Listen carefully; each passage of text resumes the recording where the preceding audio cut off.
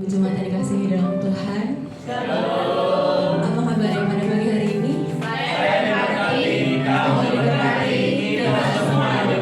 Haleluya. Baik, sebelum kita mulai ibadah kita pada pagi hari ini, mari kita bersatu dalam doa.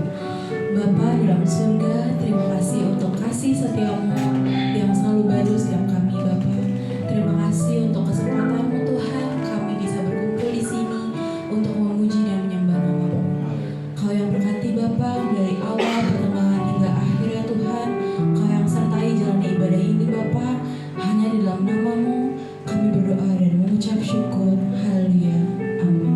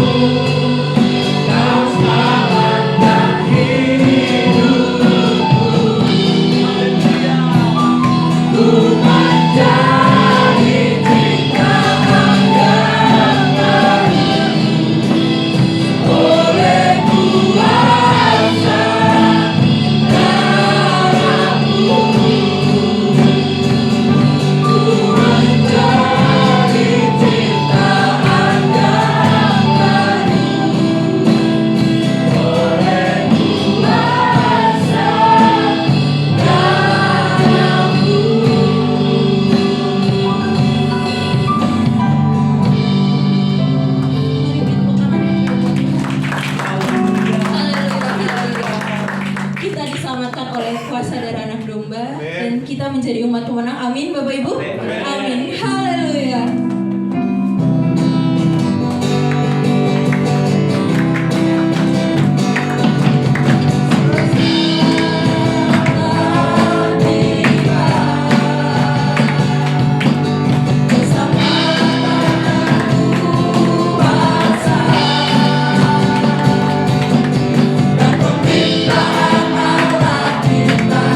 Kuasa dia yang diurapinya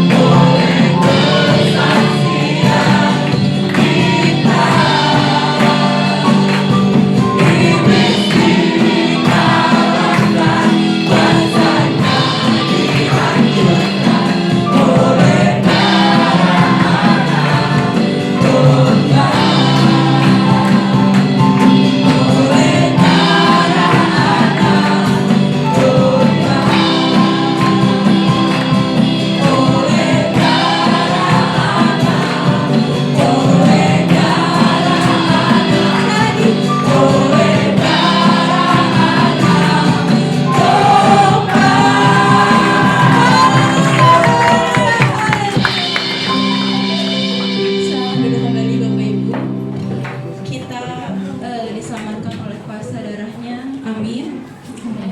Kita akan mendengarkan persembahan pujian dari anak sekolah minggu.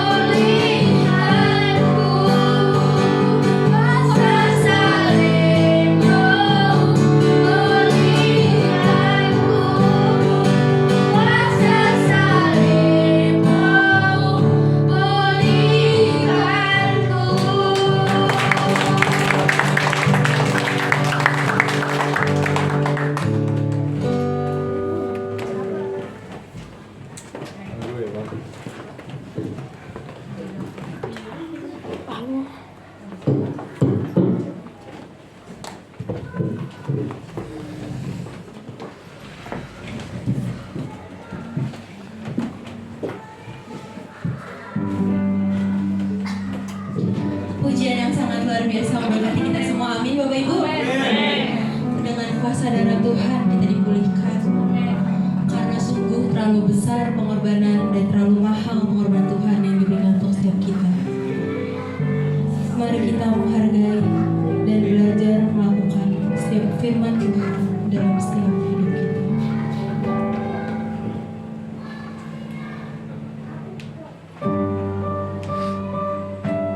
Amin, Yesus.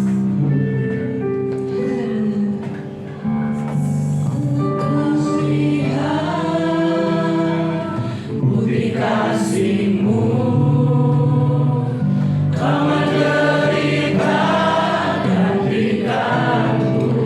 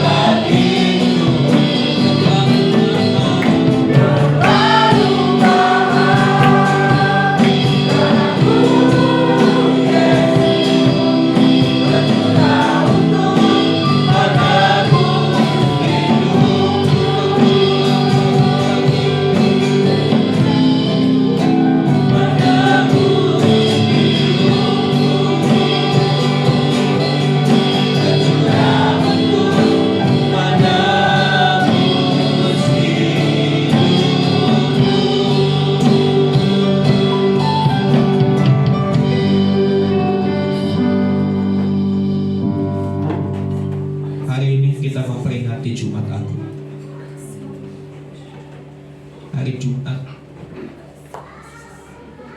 di mana karya kasih Tuhan dinyatakan buat kita, supaya setiap orang yang percaya kepadanya tidak binasa, melainkan beroleh hidup yang kekal.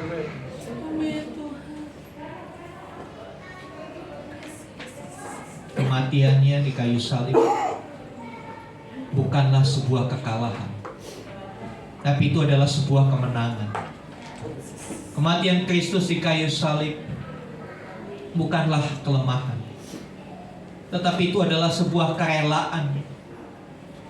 Rela untuk mengikuti kehendak Bapa. Malam sebelum ia ditangkap di Taman Getsemani, di tengah sunyinya malam, di dalam doanya dia berkata, "Jikalau mungkin cawan ini lalu daripadaku, tapi jangan kehendakmu yang jadi, biarlah kehendakmu yang jadi." Doa yang sama 3 kali diucapkan. Ada satu penegasan, ada satu keseriusan. Dia rela mengikuti kehendak Bapa, menjadikan dirinya korban tebusan, menggantikan setiap dosa-dosa kita di atas kayu salib. Dia meletakkan semua keberadaan dirinya untuk menggenapi rencana agung, yaitu penyelamatan manusia.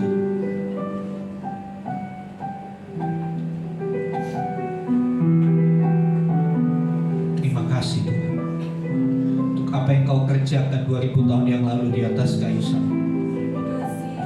Terima kasih untuk kerelaan-Mu bagi kami. Terima kasih. Bahkan Kau tidak menghiraukan diri-Mu sedikit pun untuk kami. Supaya kami semua beroleh selamat. Supaya kami semua tidak dihukum karena dosa-dosa kami.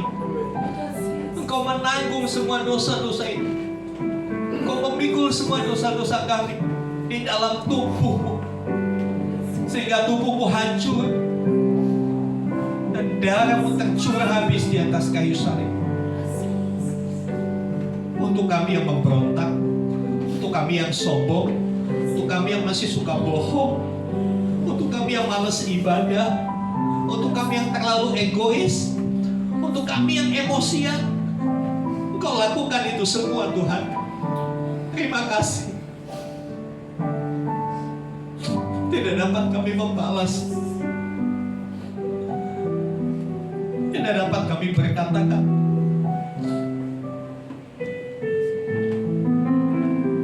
Terlalu besar kasih-Mu Bapa, pengorbanan yang Kau berikan bagiku terlalu mahal. Darah-Mu Yesus tercurah untuk menebus hidupku. Terlalu besar kasih-Mu Bapa, pengorbanan yang Kau berikan bagiku terlalu mahal. Darah-Mu Yesus tercurah untuk menebus hidupku, tercurah untuk menebus hidupku. Terima kasih Tuhan. Terima kasih untuk hari Jumat Agung. Biarlah pengorbanan-Mu tidak menjadi sia-sia. Kami mau hidup di dalam kasih dan pengorbanan-Mu.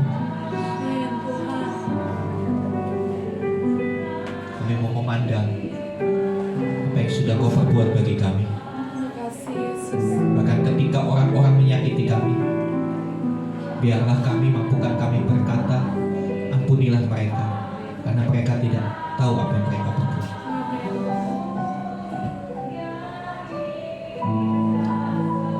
Sekarang nyatakan pesan-pesan-Mu di hari Jumat Agung, supaya kami lebih mengerti, kami lebih mendalam lagi ketika kami memperingati hari Jumat Agung ini.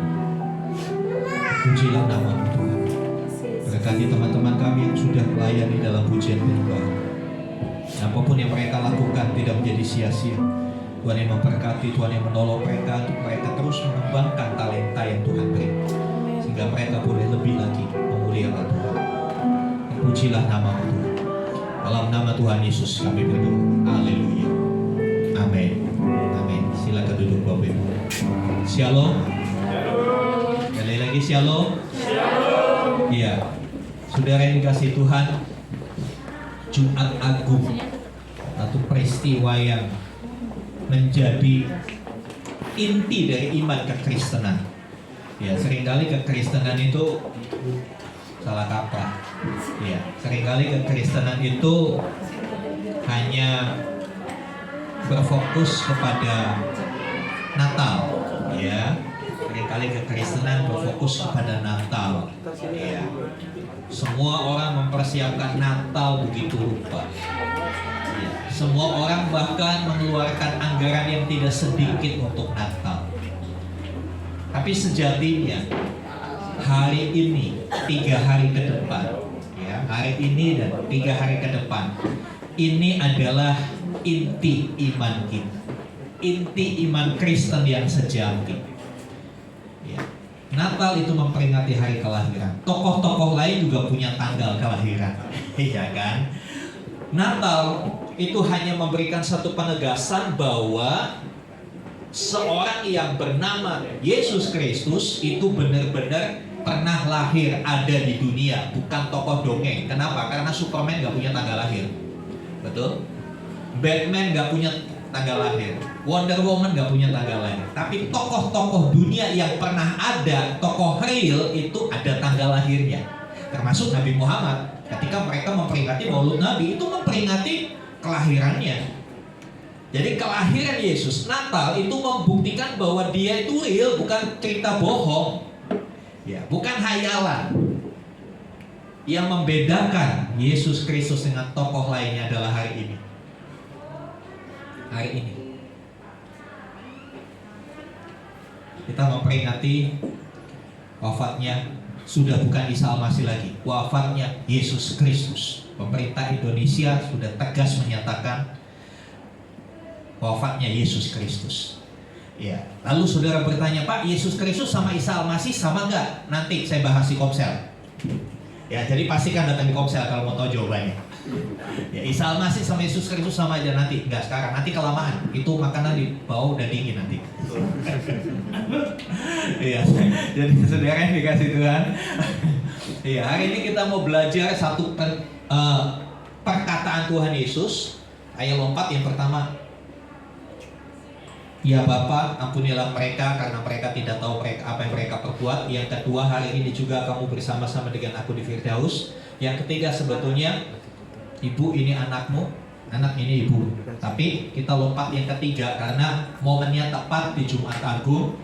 Ada satu ucapan, teriakan, seruan dari Tuhan Yesus ketika dia sudah tergantung di atas kayu salib. Dalam bahasa Ibrani campur bahasa Aram, ya, Eli, Eli, lama sabachthani. Ya, barangkali kalimat ini asing, ya, karena ini bukan bahasa Karo, bukan bahasa Toba, ya, ini bahasa Aram campur Ibrani. Ada yang pernah ke Israel?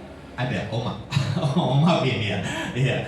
Ini bahasa Ibrani campur dengan bahasa Aramaik. Ya, Eli, Eli itu bahasa Ibrani, lama sabachthani itu bahasa Aramaik. Ya, saudara yang dikasih Tuhan, hari ini bukan pelajaran bahasa, kita akan lanjut, saudara. Ya, next. Apa artinya? Terus next. Ya, artinya Allahku, Allahku, mengapa engkau meninggalkan aku? Ada satu jeritan yang sepintas kita mengambil kesan bahwa ada satu perasaan yang mendalam. Next. Ya, ada satu perasaan yang mendalam, ada satu kepedihan yang mendalam karena sebuah keterpisahan, karena perasaan ditinggalkan. Pernah nggak saudara merasa ditinggalkan? Mungkin opung kita, orang tua kita, atau pasangan kita berpulang. Ada suatu kesan, ada suatu kepedihan yang mendalam ketika kita terpisah. Nah, saudara yang dikasih Tuhan, bukankah jeritan ini Eli, Eli lama sabachthani kadangkala menjadi jeritan kita? Ketika doamu tidak dijawab Tuhan, ketika masalahmu tidak kunjung selesai, ketika sakitmu nggak sembuh-sembuh, kadangkala kita bilang gini, Tuhan kenapa sih kau meninggalkan aku? Betul gak? Kadangkala kita berseru seperti ini juga, kenapa Tuhan kau meninggalkan aku? Aku kan udah ibadah, aku udah melayani lagi Tuhan. Aku udah kasih persembahan Paskah loh Tuhan, tapi kenapa kau meninggalkan aku? Saudara yang dikasih Tuhan, kita akan bahas ini. Ungkapan yang begitu dalam, ungkapan yang memiliki makna yang luar biasa. Ya. Seperti tadi saya katakan, hari ini adalah memperingati inti iman kita. Iman Kristen bukan hanya sekedar rajin ke gereja, bukan hanya sekedar memberi perpuluhan, tapi iman Kristen itu berbicara soal kehidupan yang ditebus oleh karya Tuhan Yesus di atas kayu salib. Dilatar belakangi karena semua manusia telah berbuat dosa. Nggak ada seorang pun yang berani mengaku saya nggak pernah berdosa. Setuju? Ya, nggak ada seorang pun yang pernah mengaku saya nggak pernah berdosa. Tetapi sebaliknya semua akan mengaku, walaupun dengan agak malu-malu, saya orang berdosa. Ya, saya orang berdosa. Keberdosaan ini yang membuat Allah Sang Pencipta yang tunggal itu prihatin. Karena apa? Karena jelas upah dosa adalah maut. Ada satu kematian, ada hukuman yang menanti bagi setiap orang yang berdosa. Nah, keprihatinan akan nasib manusia yang OTW menuju maut ini yang membuat Bapa di surga tidak tinggal diam. Sehingga dia akhirnya mengambil satu langkah yang ekstrim, mengambil satu langkah yang radikal, mengambil satu langkah yang out of the box, ya, di luar kebiasaan, mengambil satu langkah yang gak masuk akal. Dia mengaruniakan anaknya yang tunggal. Dia merelakan anaknya yang tunggal, the only begotten son, diberikannya kepada kita. Kalau saudara punya anak tunggal, mau gak dikasih sama orang? Ya mungkin mau. Beberapa orang yang karena saking miskinnya anaknya yang tunggal dikasih ke orang supaya anak itu terpelihara. Ya. Tapi Bapa di surga tidak memberikan anaknya untuk dipelihara, untuk mendapat hidup yang lebih baik. Tapi Bapa di surga memberikan anaknya untuk mati. Ada di sini orang tua yang mau kasih anaknya untuk mati? Gak ada, gak mungkin. Sakit aja kadang-kala orang tua bilang, kalau bisa aku yang sakit, dia jangan. Betul gak saudara? Kalau bisa aku aja yang sakit, kamu jangan. Tetapi Bapa di surga melakukan sesuatu yang out of the box, di luar kebiasaan, di luar nalar. Dia memberikan anaknya yang tunggal. Nah, pemahaman ini kadangkala disalahartikan oleh orang-orang di luar. Ya, Allah kok punya anak? Ya. Sebutan anak itu adalah istilah, bukan seperti Bapak punya anak, Bapak Ibu menikah punya anak, bukan seperti itu. Pengertian anak itu adalah yang dari. Jadi sebetulnya untuk misi penyelamatan manusia yang OTW menuju kebinasan itu, Bapa memberi diri menjadi manusia. Kok bisa Allah jadi manusia? Bisa, kan dia Allah, Allah kan Maha Kuasa. Jadi apa aja dia bisa. Agama tetangga kita, firman jadi buku. ketika terjadi Lailatul Qadar, firman jadi buku, jadi kitab suci. Bisa nggak? Ya bisa. Firman jadi daging, Allah jadi manusia. Nah, saudara yang dikasih Tuhan, manusia yang diberi nama Yesus Kristus, yang lahir dan dirayakan di bulan Desember dalam Natal, itu membawa misi menyelamatkan manusia yang berdosa. Nah, saudara yang dikasih Tuhan, dalam proses penyaliban ada satu titik di mana Sang Kristus itu berseru, Eli, Eli, lama sabachthani. Allahku, Allahku, mengapa engkau meninggalkan aku? Sepertinya sedih banget ya. Padahal di dalam perjalanan pelayanannya Tuhan Yesus selalu menyatakan, aku dan Bapa adalah satu. Apa yang aku sampaikan dari Bapa. Ada satu kedekatan, ada satu unity yang tidak terpisahkan ketika dia berkata, aku dan Bapa adalah satu. Tapi kenapa di atas kayu salib dia berkata, mengapa engkau meninggalkan aku? Ini kemudian yang menjadi peluang, menjadi celah orang-orang di luar sana mengejar kekristenan, membantai habis kekristenan. Masa Tuhan meninggalkan Tuhan? Katanya Yesus Tuhan, amin. Yesus Tuhan, amin.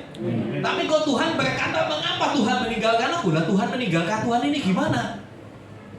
Kalau kita memahaminya dengan otak kita yang cuma segenggam gini, kita nggak akan nyampe, saudara. Kita tidak akan nyampe. Seorang tokoh reformasi gereja yang bernama Martin Luther, dia berhari-hari, berbulan-bulan, bertahun-tahun memikirkan Eloi, Eloi, lama sabachthani. Kenapa kok Tuhan meninggalkan Tuhan? Bagaimana? Nah, saudara yang dikasih Tuhan, inilah uniknya kekristenan. Inilah bedanya kita dengan yang lain. Pengertian-pengertian di dalam Alkitab itu out of the box, out of the logic. Kadang-kala di luar logika manusia. Mengapa? Iya, karena manusia itu logikanya terbatas. Ya, manusia itu logikanya terbatas. Ya, manusia sepakat 1 tambah 1 2. Tapi Alkitab berkata satu pria menikah dengan satu wanita, keduanya menjadi satu. 1 tambah 1 sama dengan 1. Out of the box kan? Berbeda. Nah, saudara yang dikasih Tuhan, kita akan lihat next. Ya. Mengapa terpisah? Ya. Sepintas kita melihat kata Eli, Eli, lama sabachthani, Allahku, Allahku, mengapa engkau meninggalkan aku? Sepintas kita melihat bahwa Yesus Kristus terpisah dari Bapanya. Sehingga mungkin kalau kita ada di sekitar peristiwa penyaliban, kita mendengar suara itu, teriakan yang miris, teriakan yang begitu sedih. Sama seperti ketika saudara komplain tadi, doamu gak dijawab. Kenapa sih Tuhan ninggalin saya? Tapi berbeda. Teriakan Kristus merupakan teriakan kepedihan. Tapi teriakan kita, teriakan kejegelan kan? Kadang-kadang kita doanya gak dijawab-jawab, ya. Sakitnya gak sembuh-sembuh, kita jadi jengkel sama Tuhan. Kenapa sih Tuhan ninggalin saya? Oh, Tuhan gak adil. Akhirnya kita menghakimi Tuhan. Kita marah-marah sendiri sama Tuhan. Akhirnya udah, gak usah gereja-gerejaan, sama aja. Berbeda. Teriakan itu berbeda. Dan sebetulnya teriakan ini juga yang diteriakan atau yang didoakan oleh Raja Daud di dalam Mazmur 22. Kalau saudara melihat Mazmur 22, ayat pertama dikatakan begitu, Eli, Eli, lama sabachthani, mengapa Allahku, Allahku, mengapa engkau meninggalkan aku? Jadi teriakan ini teriakan dari kemanusiaan, dari seorang manusia. Ketika di atas kayu salib, Yesus Kristus benar-benar manusia. Jadi inilah saya katakan Kristenan itu kadang-kala out of the box, out of the logic, di luar logika. Ya, tapi real, di luar logika tapi real. Ya. satu pribadi, Yesus Kristus itu ada dua natur, ada dua hakikat. Dia adalah manusia sekaligus dia juga Allah. Dia adalah manusia, dia juga Tuhan.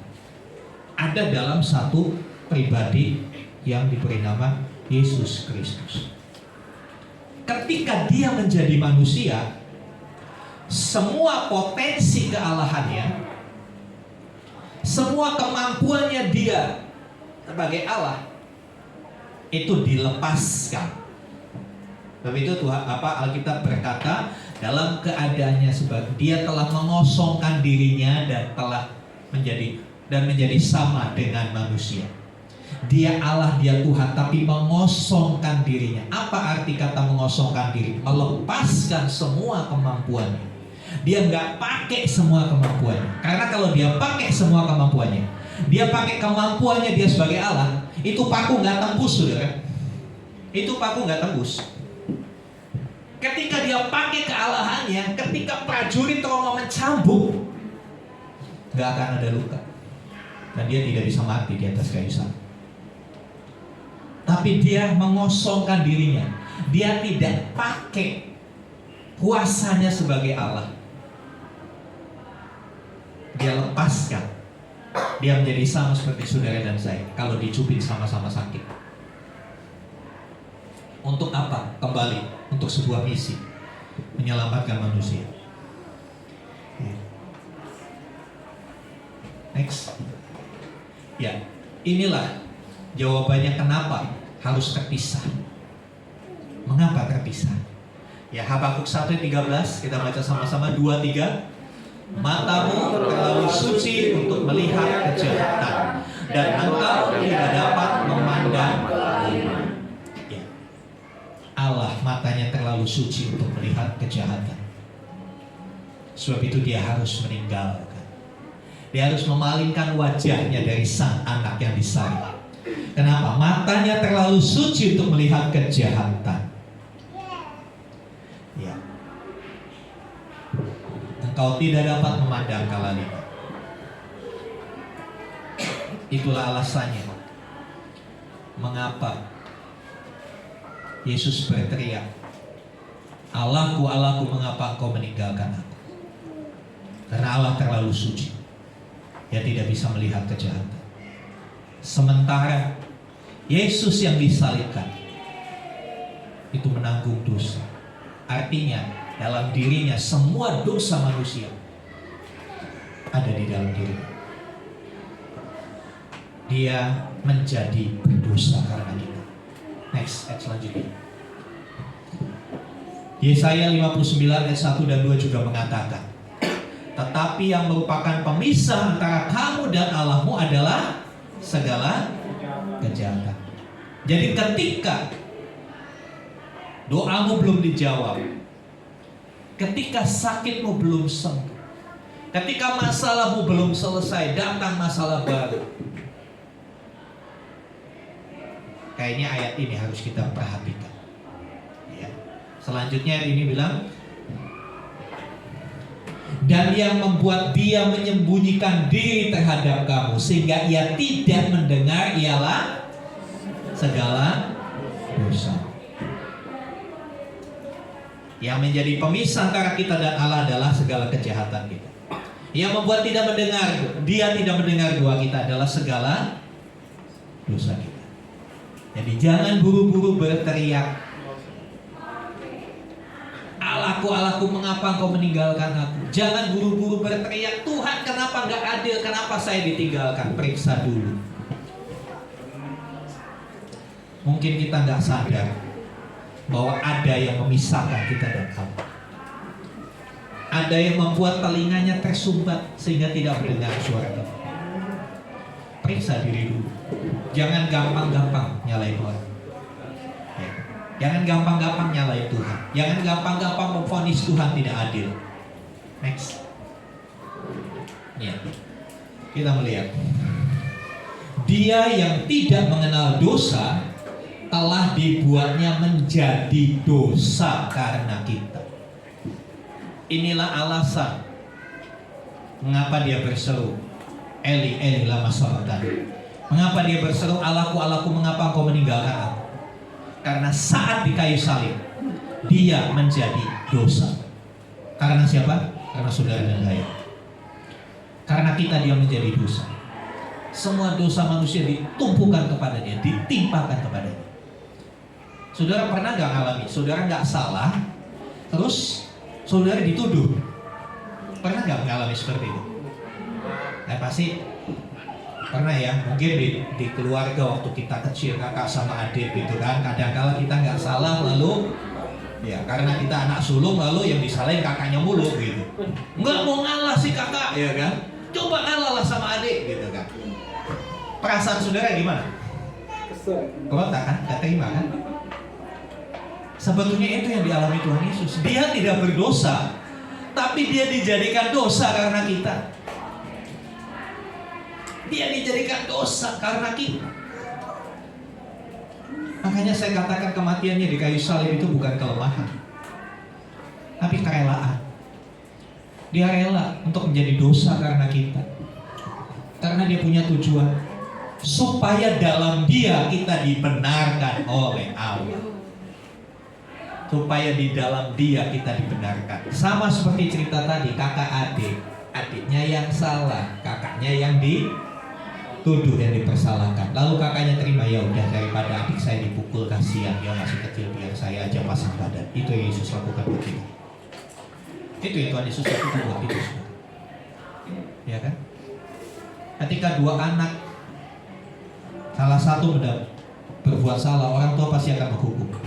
Tapi karena sang kakak ini gak tega lihat adiknya, karena sang kakak ini begitu mengasihi adiknya, semua kesalahannya ditimpakan kepada dia. Dianggap dia tidak mau ngalah, dianggap dia egois dan lain sebagainya. Tapi karena kasihnya kakak ini kepada adik, dia siap terima hukuman. Harusnya adiknya yang dihukum, tapi dia yang dihukum. Itu yang Yesus lakukan hari ini, yang kita peringati hari ini.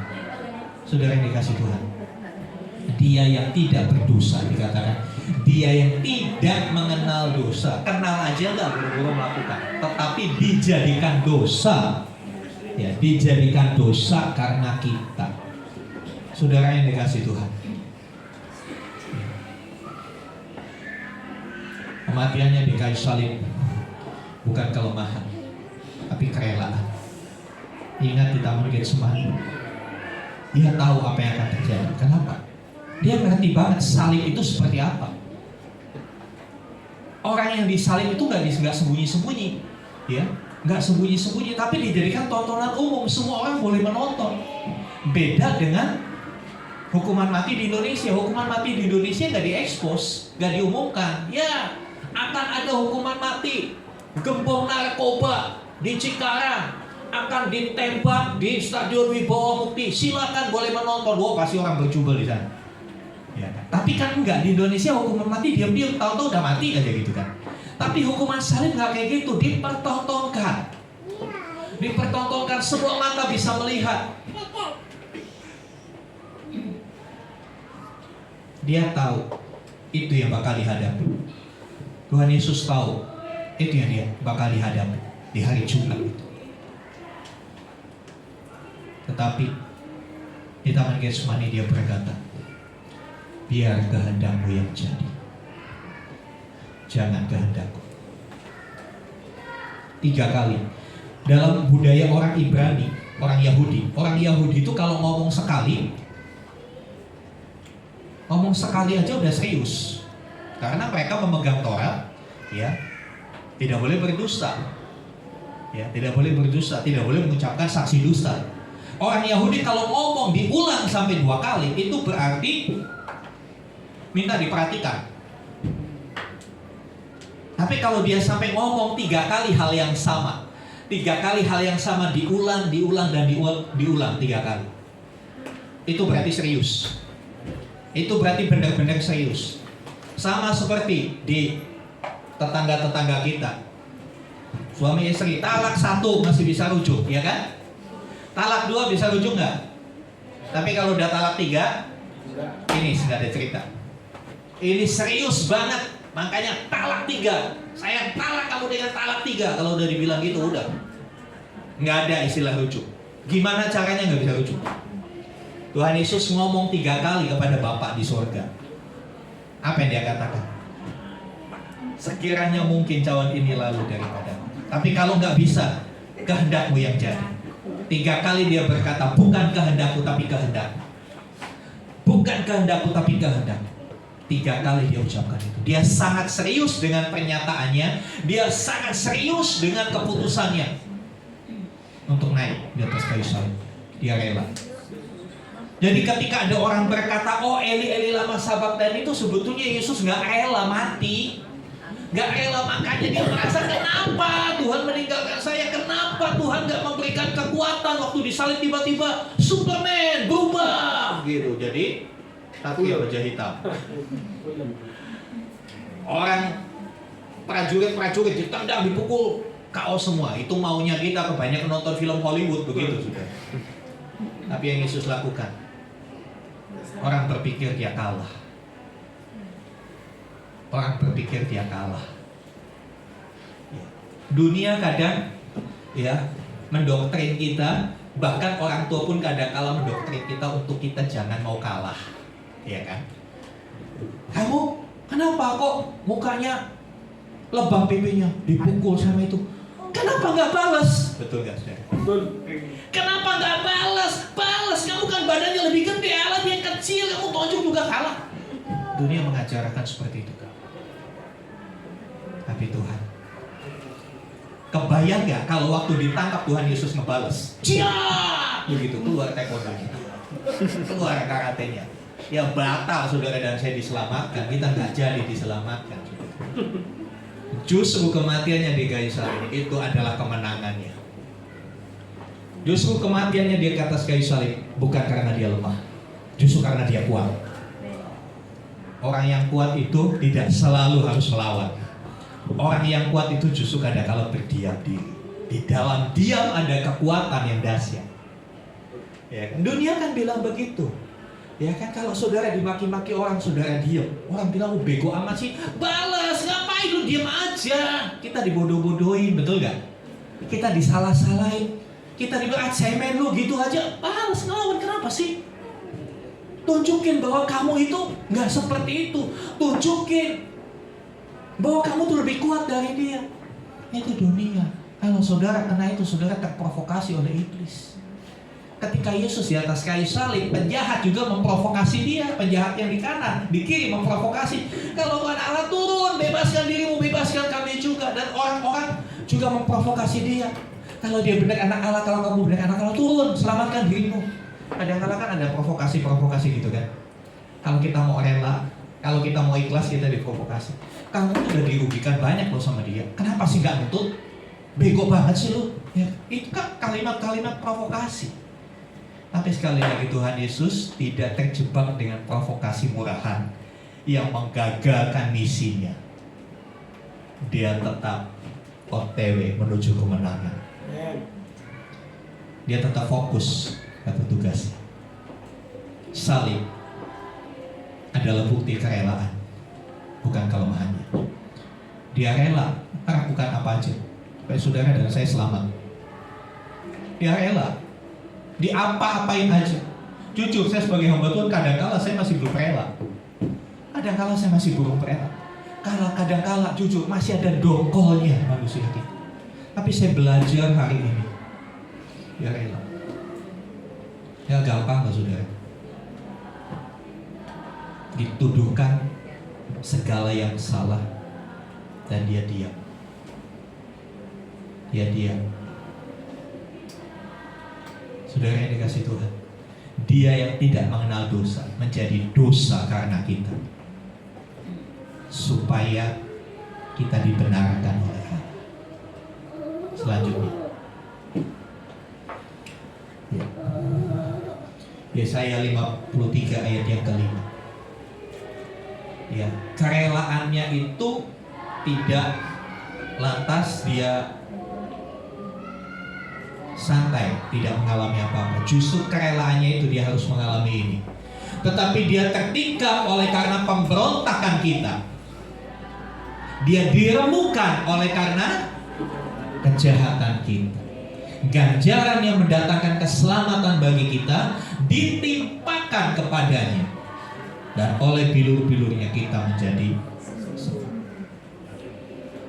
Saudara yang dikasih Tuhan, kematian Kristus di Jumat Agung bukan kematian normal, kematian abnormal. Kenapa? Tubuhnya hancur, tubuhnya dicabik-cabik oleh minimal 39 kali cambukan oleh cambuk yang berujung besi, berujung kail. Terkelupas semua bagian tubuhnya. Bagaimana kepalanya tertusuk dengan mahkota duri, bagaimana tangannya berlubang paku, lambungnya masih ditikam. Dan kalau saudara melihat peristiwa penyaliban, ya, ada seorang prajurit memberikan dia anggur asam, ya, memberikan anggur asam, ya. Anggur asam, setelah diteliti apa maksudnya, itu seperti obat bius, supaya Tuhan Yesus nggak cepat mati, supaya si korban, ya, narapidana yang disalib itu nggak cepat mati, dikasih anggur asam supaya hidup lagi dan terus merasakan sakitnya. Betapa ngerinya hukuman salib itu, saudara. Bukan karena orang prajurit itu aduh kasihannya aus sekali, kasih minum, ya, kasih minum. Ada tujuan. Anggur asam itu diberikan supaya dia nggak cepat mati. Kenapa nggak cepat mati?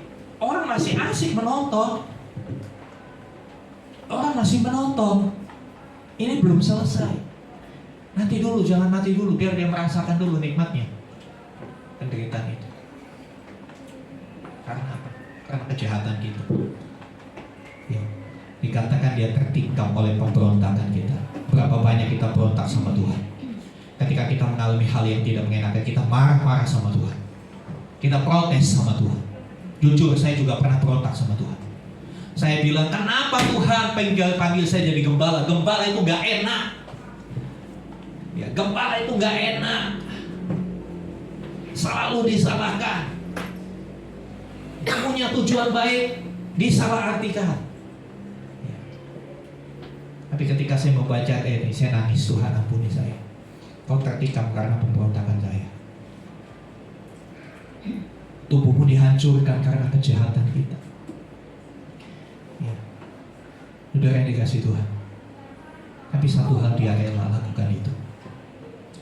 Dia rela. Selanjutnya, ya, 1 Petrus 2:29, dia sendiri telah memikul dosa kita di dalam tubuhnya di kayu salib.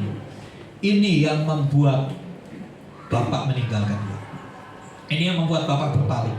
Karena dia melihat Yesus, anaknya yang tunggal itu penuh dosa. Dosanya siapa? Dosanya kita, bukan dosa dia. Ya, dia memikul dosa kita di dalam tubuhnya, bukan di kayu salib. Banyak orang bilang dia memikul kayu salib itu pikul dosa. Bukan, tubuhnya yang dijadikan dosa, bukan kayu salibnya yang dijadikan dosa. Kayu tetap kayu, gak ada urusannya dengan keselamatan kita.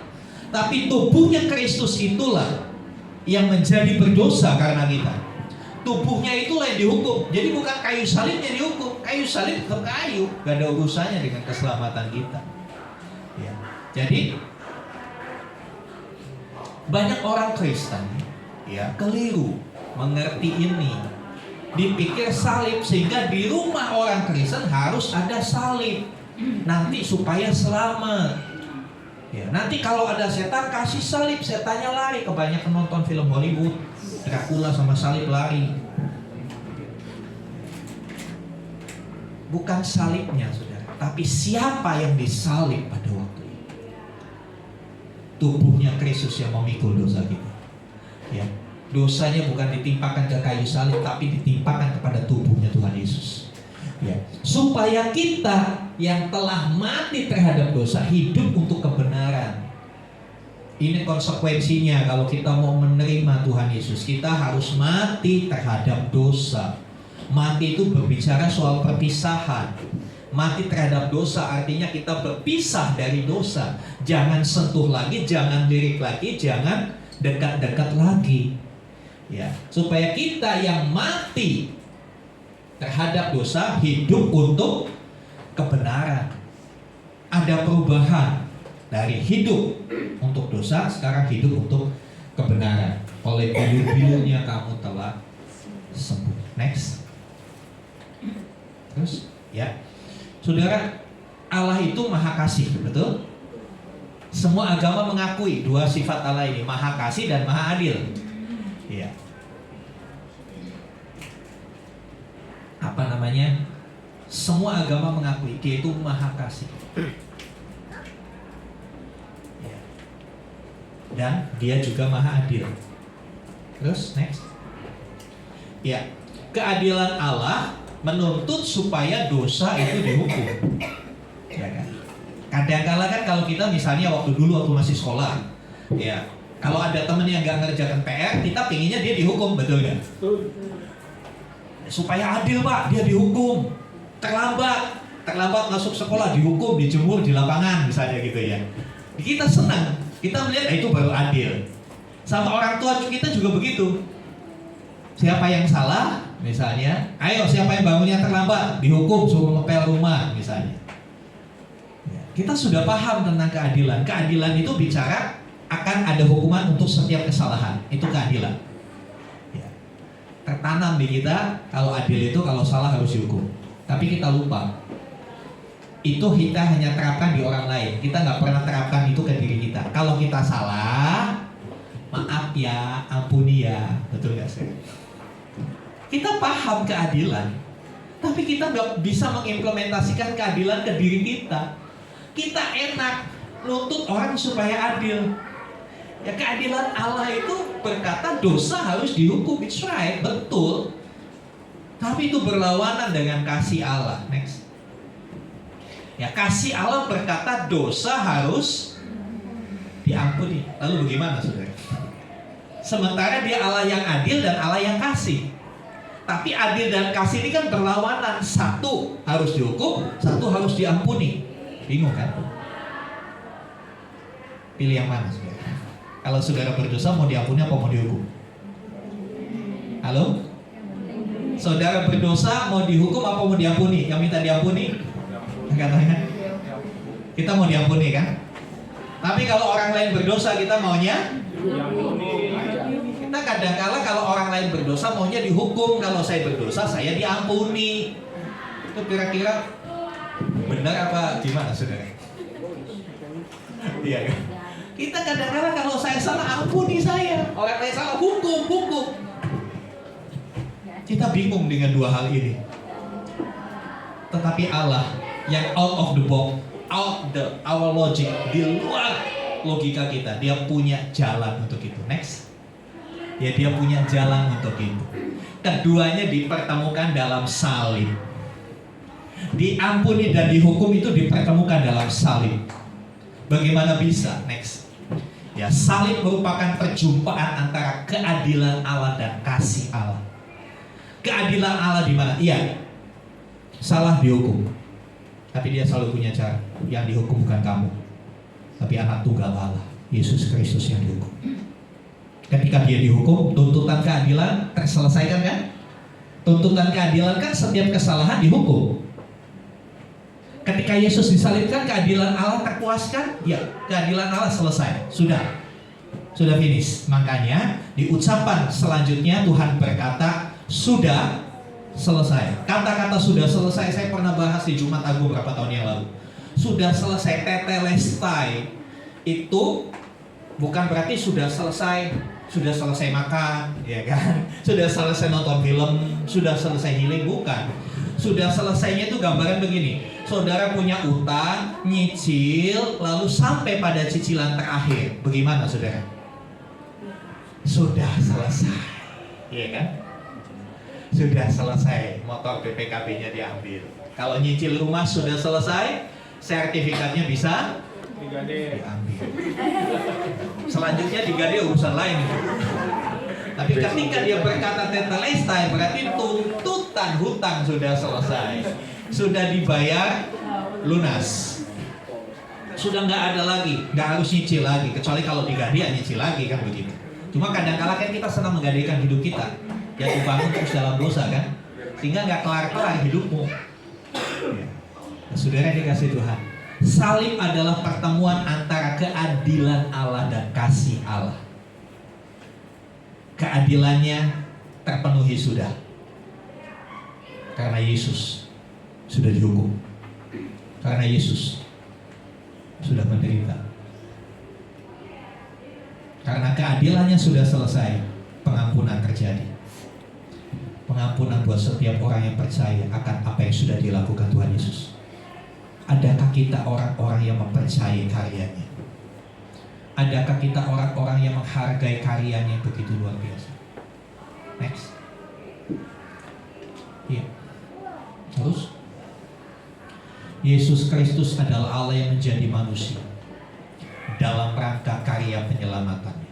Dia menjadi manusia bukan iseng-iseng jalan-jalan ke dunia jadi manusia, enggak. Ketika Tuhan lakukan sesuatu, ketika Tuhan berbuat sesuatu, pasti punya tujuan.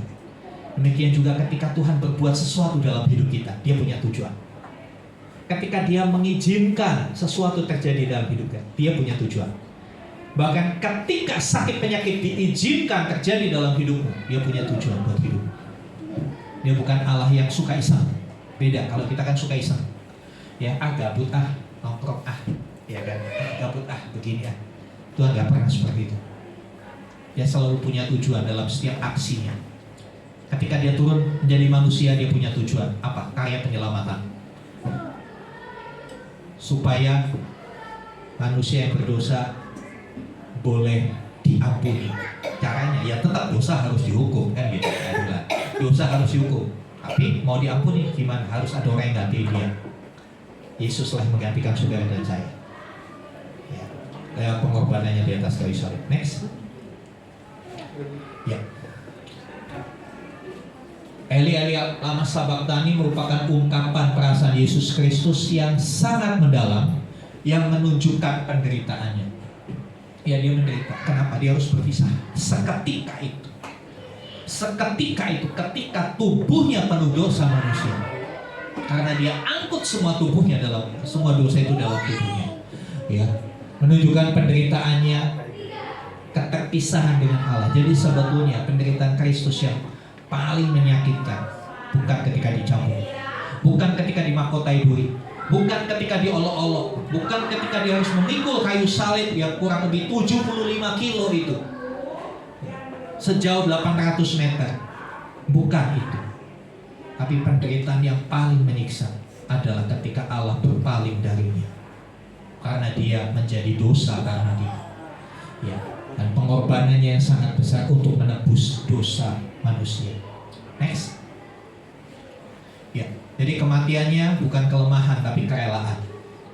Kematiannya bukan kekalahan tapi kemenangan. Ya, saudara yang dikasih Tuhan, justru dengan dia berkata Eli Eli lama sabachthani, itu membuka satu harapan bahwa ada keselamatan buat setiap orang yang percaya. Ketika dia tahu Allahnya meninggalkan dia, dia tahu dia berhasil memikul salib, memikul dosa manusia.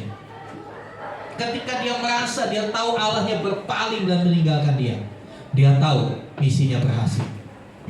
Dia tahu keselamatan itu selesai. Tinggal kita mau percaya apa enggak, gitu kan? Mau percaya apa enggak? Itu aja. Dia sudah selesaikan bagiannya. Bagian kita adalah mempercayai dia, mengakui dan mempercayainya, dan hiduplah dalam kebenaran. Mari sama-sama berdiri. Saya undang tim presiden musik kembali ke posisinya.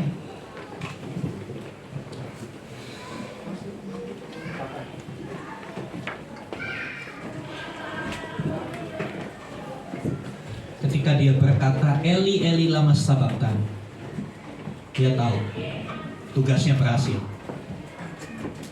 menanggung dosa kita. Ketika dia berseru Eli Eli lama sabachthani, itu sebuah ungkapan pengharapan, ucapan pengharapan bahwa masalah dosa sudah berhasil dia selesaikan. bagian Dia sudah selesai. Kembali bagian kita, manusia yang berdosa. Adakah kita tidak berdosa? Tidak, kita adalah orang berdosa. Apa respon kita terhadap pengorbanannya di atas kayu salib?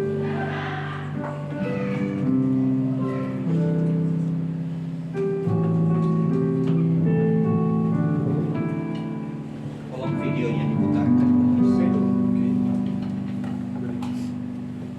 sambil musik melantunkan pujian ini. Kita saksikan dulu.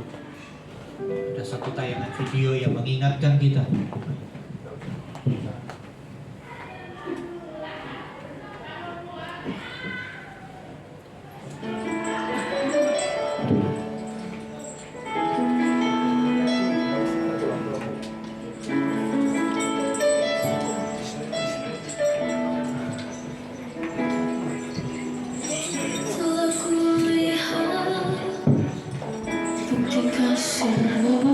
Saudara bisa duduk sebentar.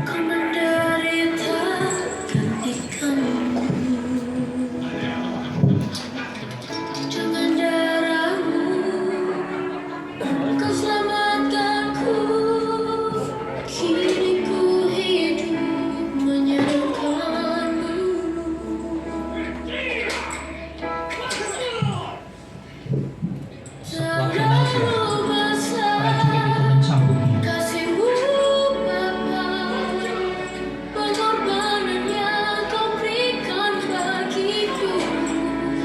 Dia dicambuk karena kesombongan kita, karena arogansi kita,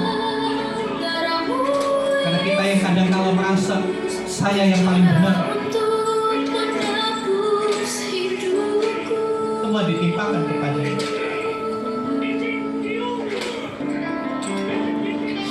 Telah kulihat bukti kasih-Mu,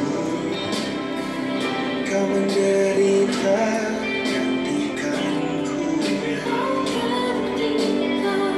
Dengan darah-Mu Kau selamatkanku. Kini ku hidup menyenangkan-Mu. Terlalu besar kasih-Mu, Saudara lihat itu cambuk dia. pengorbanan yang Kau berikan bagiku. Terlalu mahal darah-Mu, Yesus, tercurah untuk menebus hidupku. Setiap goresan itu merepresentasikan setiap dosa kita.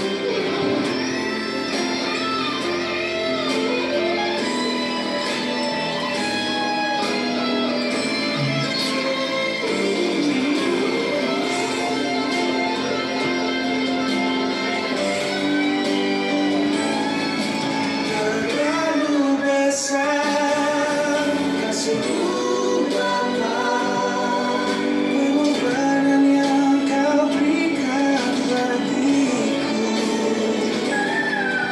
Terlalu mahal, Yesus, tercurah untuk menebus hidupku. Terlalu mahal darah-Mu, Yesus, tercurah untuk menebus hidupku. Terlalu besar, terlalu mahal. Bukan cuma punggungnya, tapi bagian dadanya pun habis. Terima kasih, Tubuhnya dihabisi tebus karena setiap pemberontakan, karena setiap kekerasan hati kita yang gak mau bertobat.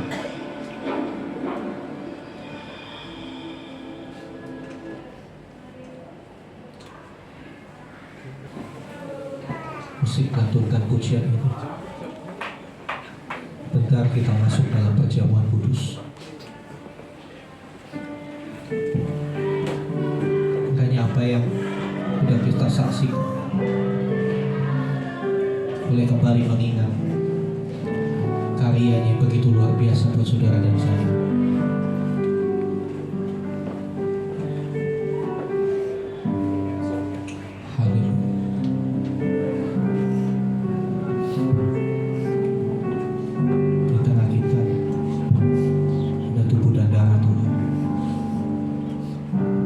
tubuh yang sudah dihancurkan, darah yang sudah dicurahkan untuk menggantikan kita.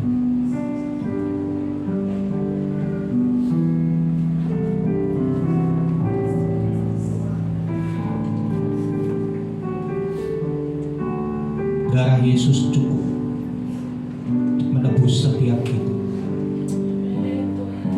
Bukan berarti Bapa di surga adalah Allah yang haus darah seperti Dracula, bukan. Tapi ini berbicara siapa yang mau bertanggung jawab terhadap dosa.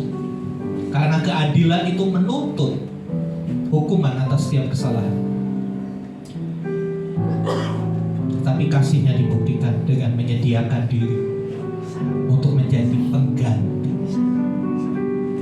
Sederhananya Tuhan Yesus berkata, biar aku saja yang dihukum, kamu gak usah dihukum. Aku rela karena aku mengasihi kamu.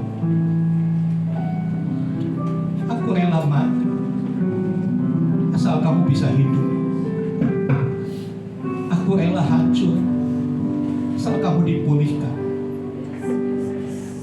Haleluya. Anehkan pujian ini telah kulihat kasih. Saya undang Bapak Hornes untuk bisa maju ke depan membantu saya dalam perjamuan kudus. Haleluya.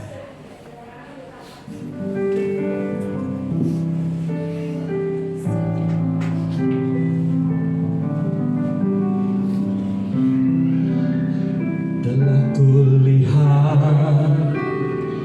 bukti kasih-Mu, Kau menderita gantikanku. Dengan darah-Mu Kau selamatkanku. Kini ku hidup menyenangkan-Mu. Telah kulihat bukti kasih-Mu, Kau menderita di tanganku. Amin. Haleluya. Dengan darah-Mu Kau selamatkanku. Kini ku hidup menyenangkan-Mu. Terlalu besar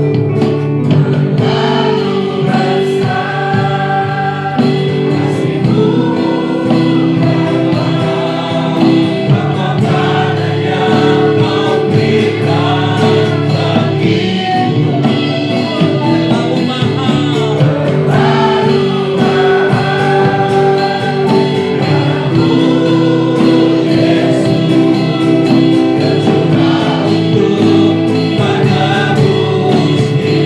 terlalu besar kasih-Mu Tuhan. Haleluya, haleluya. Kasih-Mu, pengorbanan yang Kau berikan bagiku. Terlalu mahal, darah-Mu Yesus, tercurah untuk menebus hidupku.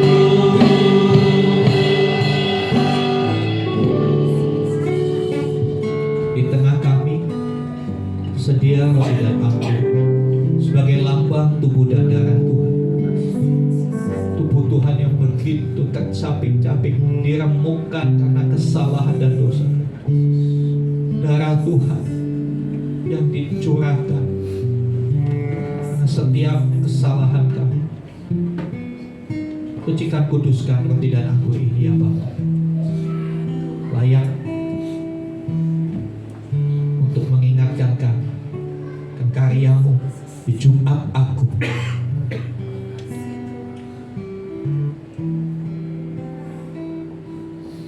Mari sebelum kita mengambil tubuh dan darah Tuhan, periksa diri kita. Apa yang sudah kita lakukan selama ini? bagaimana respon kita akan karya salib. Masihkah kita menikmati dosa-dosa itu? Masihkah kita berkeras dalam setiap kebencian, setiap dendam, kemarahan? Masih belum bisakah kau mengampuni, melupakan mungkin orang tuamu yang berlaku tidak adil kepadamu, mungkin temanmu yang sudah merugikan engkau secara keuangan, mungkin saudara seimanmu yang seringkali menyakiti perasaanmu, atau mungkin gembalamu yang tidak sesuai dengan ekspektasimu. Mari kita mau rayakan perjamuan kudus dengan hati yang dipulihkan. Karena untuk itulah Dia sudah mati di atas kayu salib, dan kita dipulihkan. Hati kita kembali bersih. Perjamuan kudus adalah buat setiap kita yang percaya bahwa Yesus Kristus adalah Tuhan dan Juru Selamat. Perjamuan kudus adalah bagi setiap kita yang percaya bahwa korbannya di Jumat Agung itu buat saya, buat hidupmu yang penuh dosa, supaya engkau beroleh keselamatan. Silakan saudara mengambil dengan satu pengertian, pengorbanan ini lebih dari semua. Kembali kita naikkan pujian ini, telah kulihat bukti kasih. Kulihat bukti kasih, Kau tidak anggur di tangan,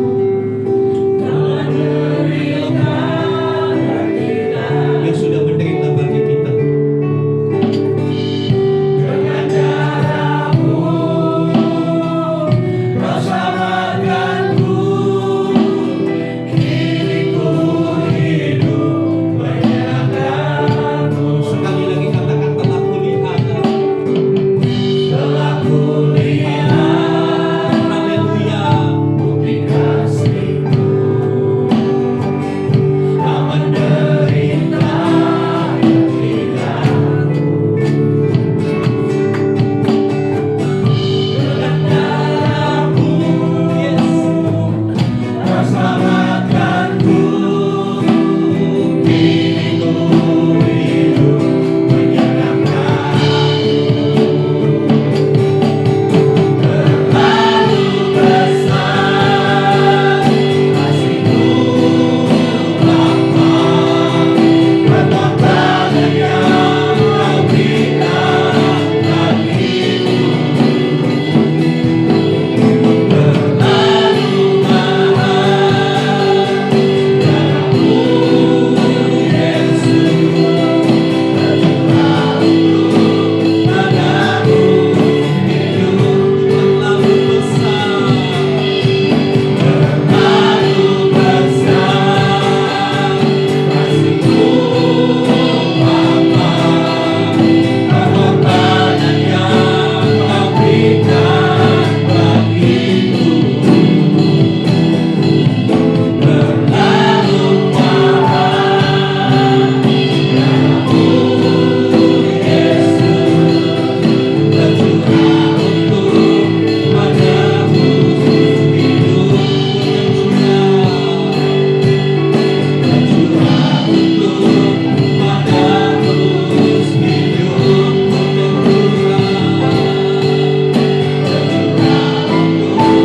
padamu hidup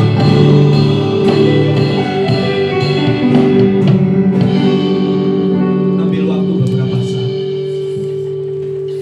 Akui dosamu, akui kelemahanmu di hadapan Tuhan.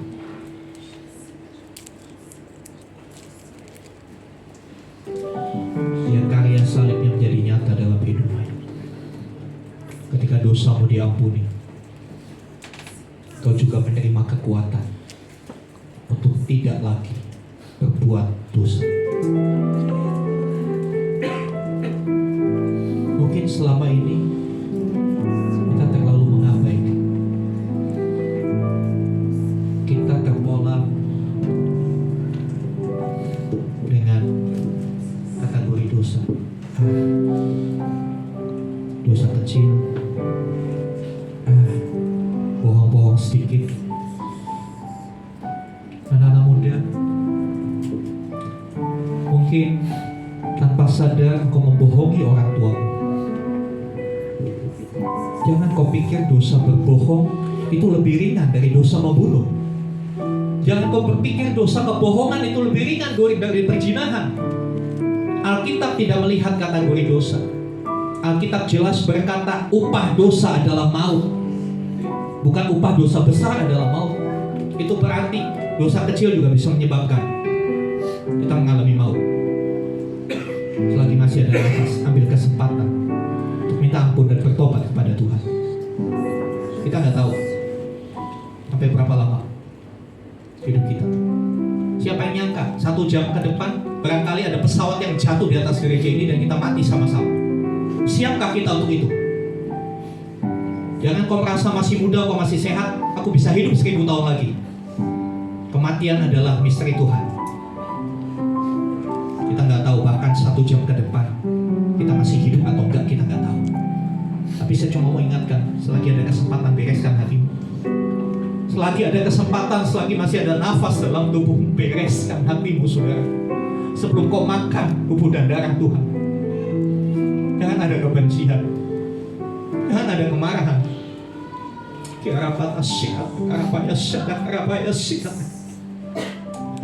Roh Kudus, ingatkan setiap kesalahan kami, ingatkan setiap dosa kami.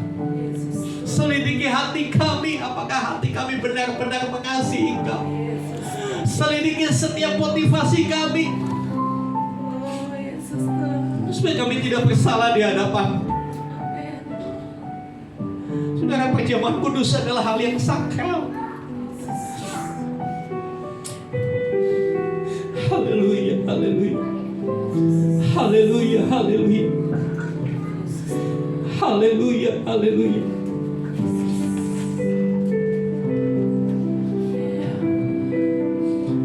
Firman Tuhan memberikan peringatan. Jadi barang siapa dengan cara yang tidak layak makan roti dan minum cawan Tuhan, ia berdosa terhadap tubuh dan darah Tuhan. Karena itu hendaklah tiap-tiap orang menguji dirinya sendiri, bukan orang lain. Dan baru sesudah itu ia makan roti dan minum dari cawan ini. Karena barang siapa makan dan minum tanpa mengakui tubuh Tuhan, ia mendatangkan hukuman atas dirinya. Perhatikan peringatan ini. Sebab itu banyak di antara kamu yang lemah dan sakit, dan tidak sedikit yang meninggal. Kalau kita menguji diri kita, hukuman tidak menimpa kita. Haleluya, haleluya. Kalau saudara sudah menguji dirimu, angkat roti lebih tinggi dari kepala. Akui, oh karena kita jadi disalibkan. Akui karena kita yang menanggung dosa itu. Mendengarkan firman Tuhan. Sebab apa yang telah aku teruskan kepadamu, telah aku terima dari Tuhan, yaitu bahwa Tuhan Yesus pada malam waktu ia diserahkan mengambil roti, dan sesudah itu ia mengucap syukur atasnya. Ia memecah-mecahkannya dan berkata, inilah tubuhku yang diserahkan bagi kamu. Perbuatlah ini menjadi peringatan akan. Bukankah roti yang kita angkat adalah persekutuan dengan tubuh Kristus? Amin. Kita makan bersama-sama di dalam nama Tuhan Yesus.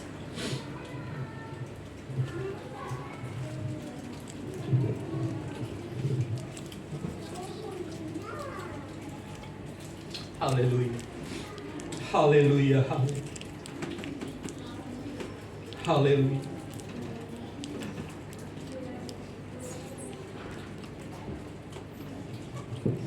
Haleluya, haleluya. Tubuhnya juga mempersatukan kita. Kita yang berbeda latar belakang, berbeda suku, kita dipersatukan untuk menjadi anak-anak Allah. Mari kita angkat cawan, hormati karya, hormati darah yang sudah dicurahkan bagi kita. dan dengarkanlah firman Tuhan. Demikian juga yang mengambil cawan sesudah makan, lalu berkata, cawan ini adalah perjanjian baru yang dimeteraikan oleh darah. Perbuatlah ini setiap kali kamu meminumnya, jadi peringatan akan aku. Bukankah cawan anggur yang kita angkat adalah persekutuan dengan darah Kristus? Amin. Di dalam nama Tuhan Yesus kita minum bersama.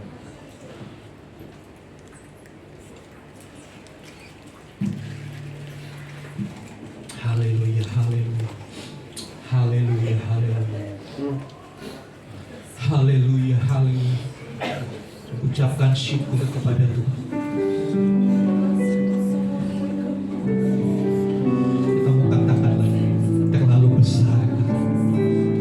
Terlalu besar kasih-Mu, Bapa, pengorbanan yang Kau berikan bagiku.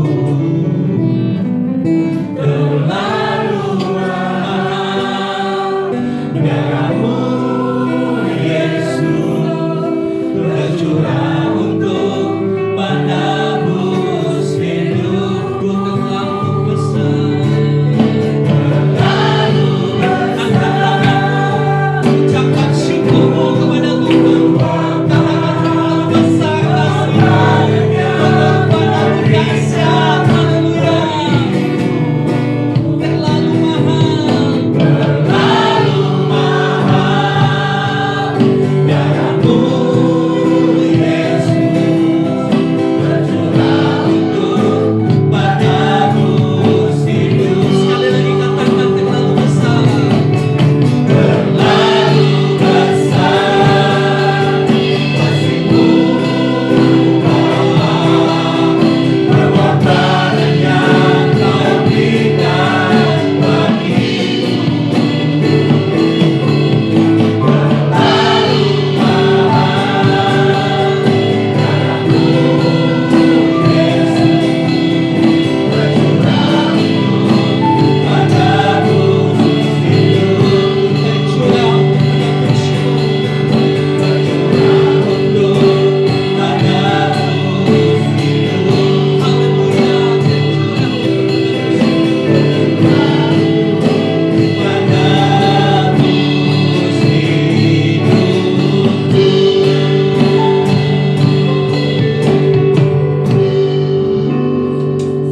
Terima kasih Tuhan,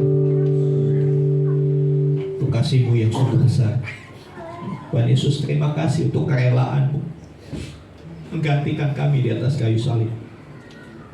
Terima kasih untuk apa yang Kau perbuat.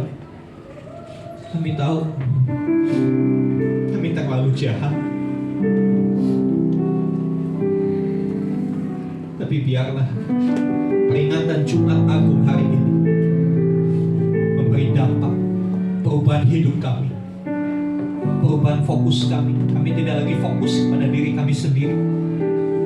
Kami melihat teladan kerelaan Kristus untuk kami lakukan dalam hidup kami. Biarlah kami rela lakukan apapun asal itu berkenan kepada Tuhan. Kami rela karena Tuhan Yesus sudah lebih dulu merelakan hidupnya bagi kami. Terima kasih Tuhan. Roh Kudus, meteraikan setiap kebenaran ini supaya ini tidak gampang dilupakan. Tapi biarlah ini terus terngiang-ngiang dalam hati dan pikiran kami, supaya kami terus hidup di dalam karya salib Tuhan. Terpujilah nama-Mu Tuhan. Dalam nama Yesus kami berdoa. Haleluya, haleluya. Amin. Amin. Silakan duduk saudara. Puji nama Tuhan, terima kasih kepada Bapak Gembala yang sudah menyampaikan firman. Kiranya firman yang telah disampaikan bisa menjadi kekuatan buat setiap kita untuk menjalani kehidupan ini dalam kasih, pengampunan, dan juga kebenaran. Amin. Bapak Ibu. Baik Bapak Ibu, kalau sebentar kita akan memberikan persembahan kita kepada Ibu Ari yang bertugas, dipersilakan.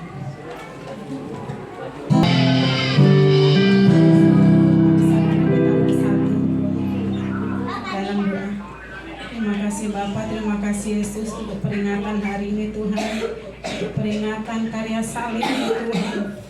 Terima kasih Tuhan untuk kasih-Mu Tuhan kepada kami. Amin. Untuk pengorbanan-Mu Tuhan atas segala dosa kami, keegoisan kami Tuhan. Terima kasih Tuhan untuk karya terbesar-Mu Tuhan di dunia ini Tuhan. Kami mengucap syukur Tuhan. Tanpa pengorbanan-Mu Tuhan, kami tidak akan mendapatkan keselamatan yang sejati Tuhan. Terima kasih Bapa.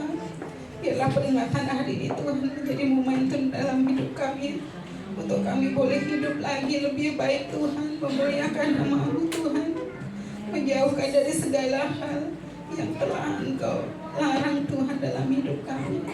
Biar senantiasa Tuhan hidup kami hanya memuji, memuliakan nama-Mu Tuhan.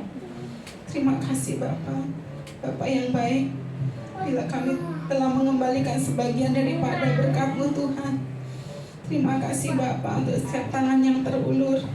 Terima kasih juga Tuhan untuk semua jemaat-Mu yang telah hadir di tempat ini Tuhan. Senantiasa Engkau berkati kami Tuhan dengan berkat kesehatan, berkat jasmani, berkat rohani, berkat ekonomi Tuhan, berkat kekuatan di dalam mengiring Engkau. Terima kasih Bapa, terima kasih Yesus, biar Engkau pakai Tuhan persembahan kami ini Tuhan untuk kemuliaan nama-Mu di tempat ini Tuhan. Bila kami jemaat-Mu tempat ini mempunyai kerinduan Tuhan untuk memiliki tempat ibadah tersendiri Tuhan, secara akal manusia Tuhan itu tidak mungkin. Namun kami yang tidak percaya Tuhan, Amin. segalanya mungkin Tuhan. Amin. Amin. Terima kasih Bapa. Engkau berkati Tuhan seluruh jemaat-Mu di tempat ini.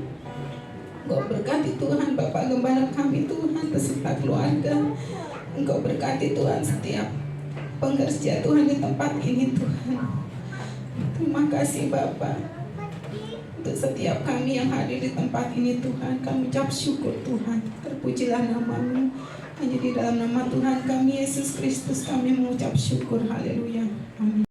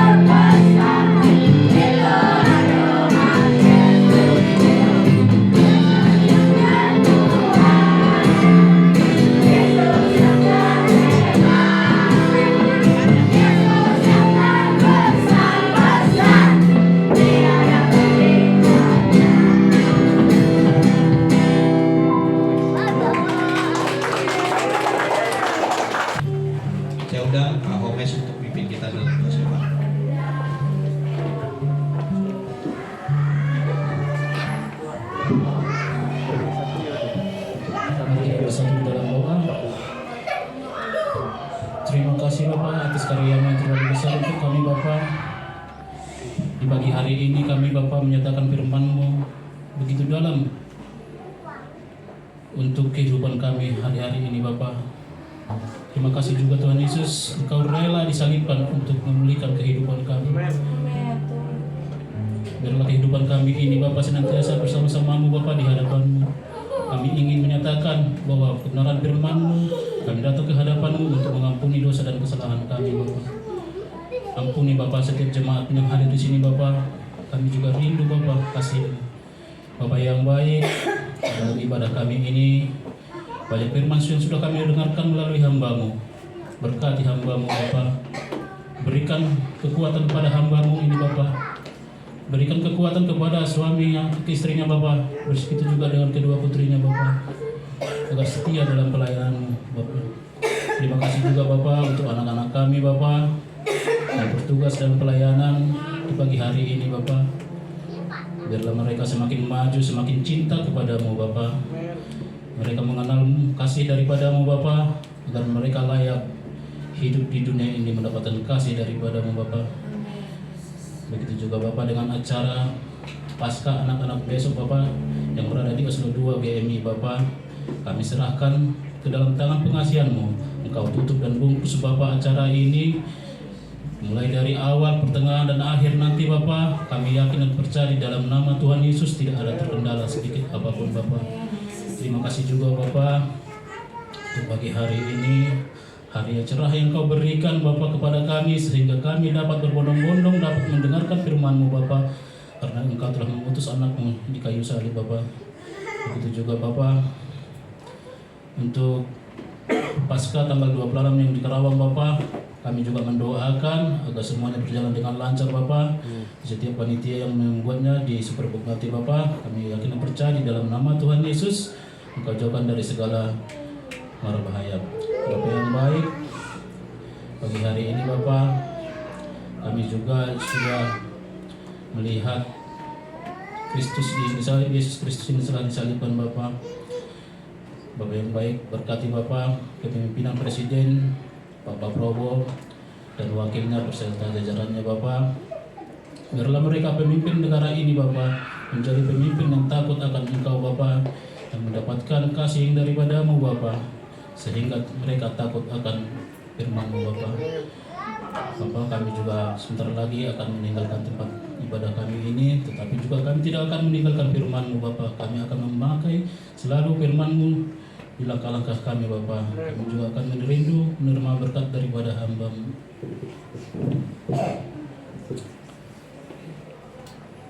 Kematiannya di atas kayu salib bukan hanya untuk dosa-dosa kita, tetapi juga untuk setiap kelemahan kita, termasuk di dalamnya segala sakit penyakit kita. Percayalah, oleh bilur-bilurnya kamu sembuh. Bapa di surga, kami tahu karya putramu Yesus Kristus itu begitu sempurna, dan hanya bagi dosa, untuk setiap kelemahan kami, setiap perbuatan karakter buruk kami, termasuk setiap sakit penyakit kami. Sebab itu, nyatakanlah kegenapan firman bahwa oleh bilur-bilurnya kami sembuh. Apapun yang dialami oleh jemaat Tuhan, setiap kelemahan tubuh, sakit penyakit, dengan iman terima kesembuhan itu. Dengan iman jadilah sembuh di dalam nama Tuhan Yesus. Mari buka hatimu, angkat tanganmu. Sekarang terimalah rahmat anugerah dari Bapa di surga, di dalam kasih dan karya Tuhan Yesus Kristus, bersama-sama persekutuan Roh Kudus. Terimalah berkat-berkat jasmani, terlebih lagi berkat rohani. Jadilah berkat dimanapun Tuhan menempatkan saudara. Karena itu pergilah, jadikanlah semua bangsa muridku. Baptislah mereka dalam nama Bapa, Anak, dan Roh Kudus. Ajarlah mereka melakukan segala sesuatu yang telah kuperintahkan kepadamu. Dan ketahuilah, aku menyertai kamu senantiasa sampai kepada akhir zaman. Demikianlah Tuhan Yesus akan datang kembali, menjemput kita, membawa kita ke tempat yang telah Dia sediakan, supaya di mana Kristus berada, di situ pun kita boleh berada. Dengan penuh iman dan ucapan syukur, kami terima berkat-Mu ya Tuhan, di dalam nama Tuhan Yesus Kristus. Haleluya, haleluya, amin.